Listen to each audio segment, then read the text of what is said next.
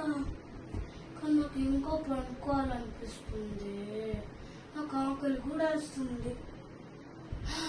Idea అక్క. ఓయ్ ఓయ్ ఓయ్, ఎందుకు అలా అరుస్తున్నావు? చిన్న పుట్టక అక్క, కడుపు నొప్పి హలో హలో హలో, ఓ రక్షణ ఆపు.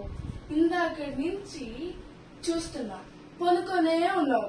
రాత్రి ఎప్పుడో పనుకొని ఇప్పుడు లేస్తున్నావు. Breakfast skip, lunch skip. అయితే ఆకలి లేకుండా ఇంకేం వస్తుందిలే గాని వెళ్ళి తెస్తా ఆగు.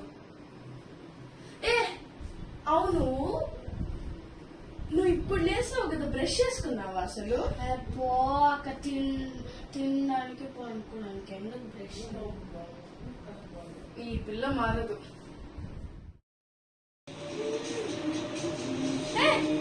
నువ్వు ఇక్కడేం చేస్తున్నావు? బ్యాడ్మింటన్ క్లాసెస్ వెళ్తానన్నావు కదా ఈ రోజు నుంచి. సరే అయితే ఏం జరుగుతుందో రేపటి పక్క. సరే రేపు వచ్చి అడుగుతా. సరే.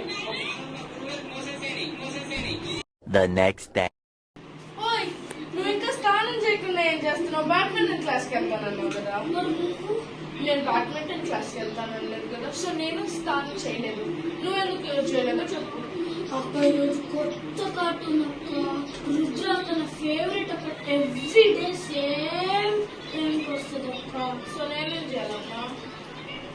అక్క ఈ సమ్మర్ హాలిడేస్ వద్దు కానీ నెక్స్ట్ ఇయర్ 5 years నుంచి ఇదే చెప్తున్నావు. సరే ఇంకేం చేస్తాం, క్లాసులు క్యాన్సిల్ చేస్తాం. అబ్బా, ఫైనల్లీ అమ్మమ్మ వాళ్ళ ఇంటికి వచ్చేసాం. ఇక్కడ ప్రతిరోజు ఏసీ వేసుకొని మురికి తింటా కూర్చోవచ్చు. ఇంకా సమ్మర్ కదా, పచ్చడిగా చేస్తారు.